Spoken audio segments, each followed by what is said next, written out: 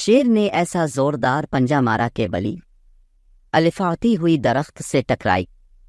यार बच्चों, चैनल को सब्सक्राइब कर दिया करो, सब्सक्राइबर ही कोई नहीं है यार चैनल में।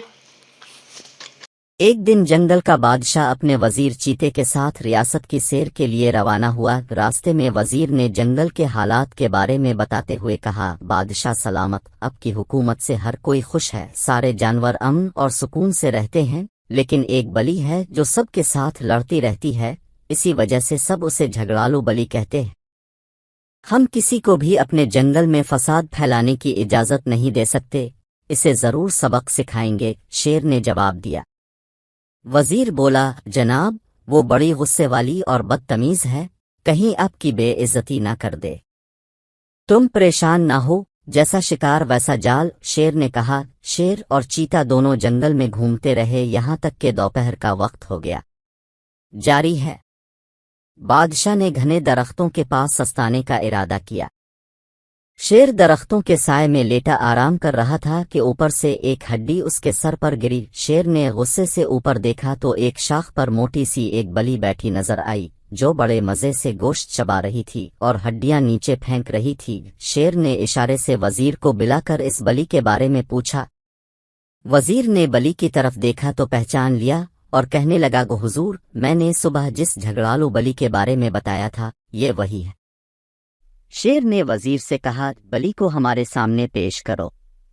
वजीर बली से मुखातिब होकर बोला, खाला, नीचे आओ, बादशाह सलामत को तुमसे ज़रूरी बात करनी है। वजीर को जिसका डर था वही हुआ। बली चीख कर बोली, मुझे खाला क्यों कहा, अभी मेरी उम्र ही क्या है, अपने लफ्ज़ वापस लो।